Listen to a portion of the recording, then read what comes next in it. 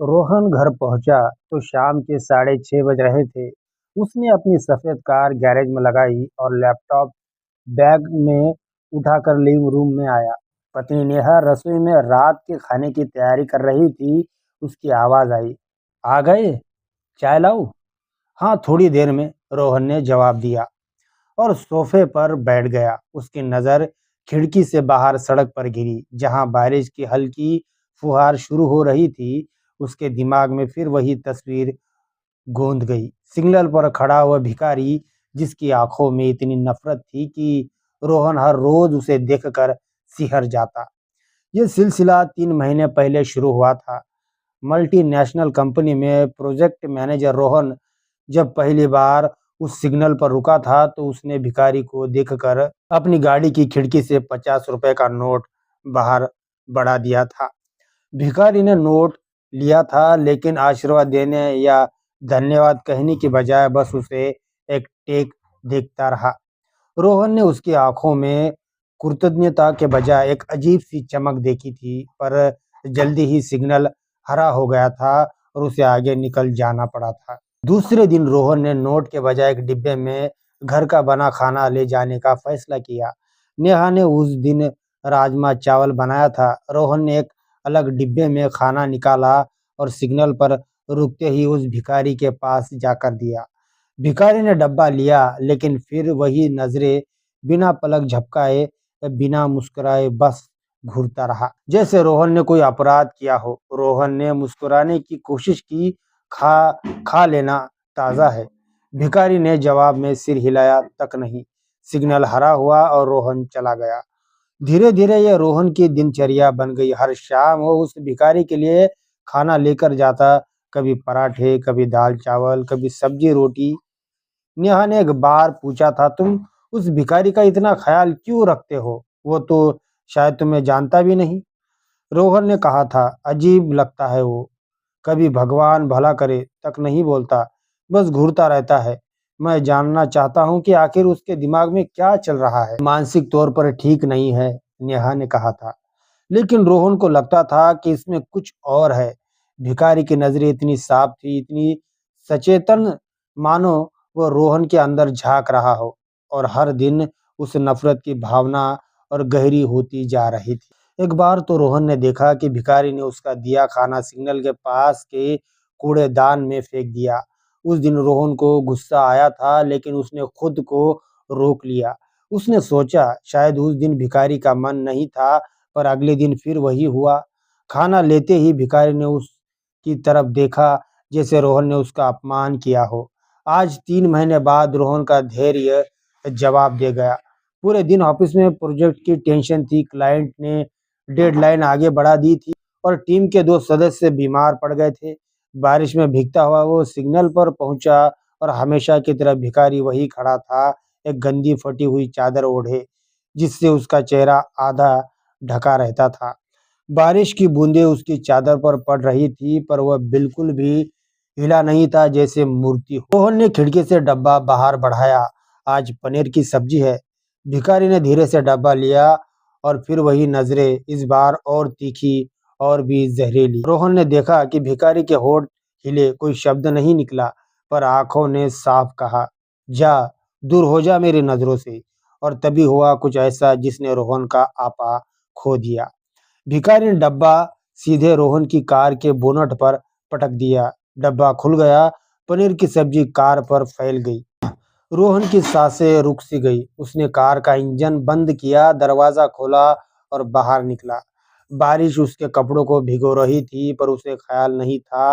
वो सीधे भिखारी के सामने जाकर खड़ा हो गया। क्या बात है, 3 महीने से रोज तुझे खाना देता हूँ और तू मुझसे इतनी नफरत क्यों करता है? रोहन का स्वर कांप रहा था, गुस्से और दुख से। मैंने तेरा क्या बिगाड़ा है? क्यों देखता है मुझे तू इस तरह से? भिखारी ने कोई जवाब नहीं दिया। उसकी आंखें अब भी रोहन को जलाती हुई लग रही थी। फिर धीरे धीरे उसने अपने ऊपर ओढ़ी गंदी चादर को हटाना शुरू किया। पहले उसका दायां कंधा दिखा, फिर बायां। चादर गिरी तो रोहन ने देखा कि भिखारी के बदन पर घाव के निशान थे, जले हुए त्वचा के हिस्से और फटे हुए कपड़े। लेकिन जब भिखारी ने अपना चेहरा पूरी तरह से सामने किया, रोहन का दिल एकदम थम सा गया। वो चेहरा वो चेहरा उसे जाना पहचाना लगा। गहरी आंखें, भौहें के बीच एक लंबा निशान, टुंडी पर एक तिल। ये चेहरा रोहन ने कहीं देखा था, पर कहाँ? भिखारी ने अपना हाथ उठाया और अपने गंदे उलझे बालों को पीछे सरकाया। उसकी उंगलियां कांप रही थी। फिर उसने अपने गले के पास से एक धागे में बंधी हुई चीज निकाली, एक छोटा सा लॉकेट। उसने उसे खोला और रोहन के सामने कर दिया। लॉकेट में एक तस्वीर थी। बारिश की वजह से धुंधली पड़ रही थी, पर रोहन ने झुककर देखा। तस्वीर तस्वीर में दो लड़के थे, हाथों में हाथ डाले, एक बगीचे में खड़े। एक लड़का वही भिखारी, पर युवा स्वस्थ मुस्कुराता हुआ, और दूसरा लड़का। रोहन की सांसें तेज हो गई। दूसरा लड़का वो खुद था। ये तस्वीर 20 साल पुरानी होगी। रोहन को याद आया, वो बगीचा उसके पैतृक गांव का था, और वह लड़का उसका बचपन का दोस्त कबीर। कबीर, रोहन की आवाज बिल्कुल धीमी, विश्वास से भरी निकली। भिखारी के होठ हिले, आवाज फटी हुई, दर्द से भरी निकली। तुमने मुझे पहचाना नहीं? रोहन, 3 महीने से रोज मेरे सामने आते हो, और तुमने कभी मेरी आंखों में देखने की कोशिश नहीं की। सिर्फ अपना दान देकर चले जाते हो, अपने अच्छे कर्म का इनाम लेकर। रोहन स्तब्ध था। कबीर, वह कबीर जो उसका सबसे अच्छा दोस्त था, जिसके साथ उसने बचपन के सारे सपने बुने थे, जो 20 साल पहले अचानक गायब हो गया था। कबीर, तू यहाँ आया कैसे? रोहन हकलाया। कबीर की आंखों में आंसू थे, पर वे गुस्से से भी चमक रहे थे। 20 साल पहले जब मेरे माता पिता की एक दुर्घटना में मौत हो गई, तो तुम्हारे पिता ने कहा था कि वो मेरी देखभाल करेंगे। तुम्हें याद है? रोहन को याद था, कबीर उनके घर आया था। पर फिर क्या हुआ था? रोहन को याद करने की कोशिश की। धुंधलाई याद आई। एक लड़ाई, कबीर को डांट पड़ी। फिर एक रात वो गायब हो गया। रोहन के पिता ने कहा था कि कबीर ने पैसे चुराए और भाग गया। तुम्हारे पिता ने मुझे नौकर बना दिया था।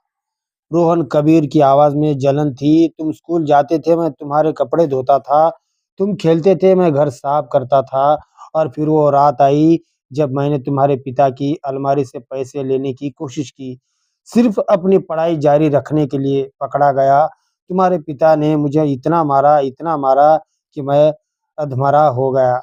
फिर उन्होंने मुझे शहर के बाहर फेंक दिया।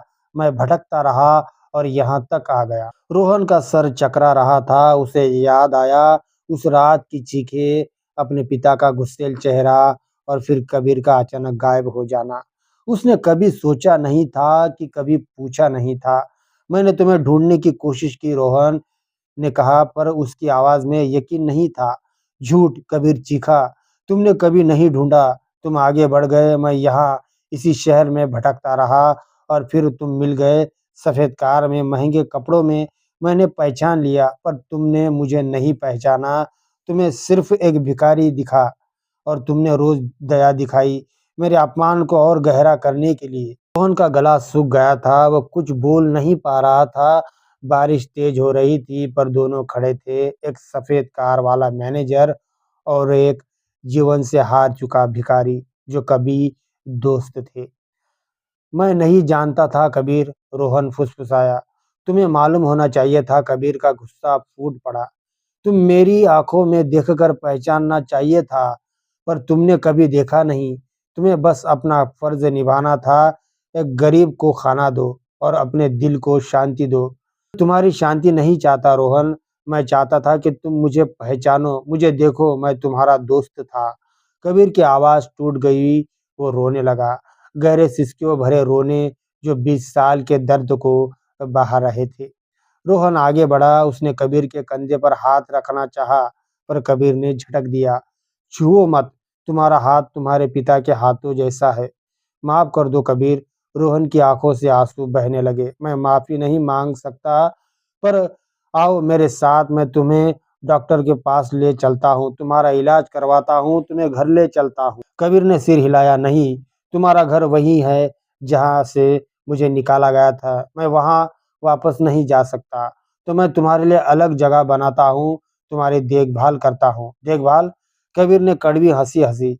20 साल बाद अब तो बस एक ही चीज़ बची है रोहन। रोहन ने पूछा, तुम्हारा अंतःकरण, क्या वह अभी सोया हुआ है या जाग गया है? और तभी कबीर का शरीर लड़खड़ाया। वह बारिश में भीगता हुआ, कमजोर, भूखा और बीमार था। वह गिरने लगा। रोहन ने तेजी से आगे बढ़कर उसे थामा। कबीर का शरीर बहुत हल्का था, हड्डियां महसूस हो रही थी। चलो, मैं तुम्हें हॉस्पिटल ले चलता हूँ, रोहन ने कहा। कबीर ने कोई जवाब नहीं दिया, उसकी आंखें बंद थी। रोहन ने उसे गोद में उठाया और कार की तरफ ले चला। रोहन ने उसे गोद में उठाया और कार की तरफ ले चला। लोग उन्हें देख रहे थे। एक सुविधा संपन्न आदमी एक गंदे भिखारी को अपनी कार में बिठा रहा था, पर रोहन को किसी की परवाह नहीं थी। उसने कबीर को पीछे की सीट पर बिठाया और खुद ड्राइविंग सीट पर आया।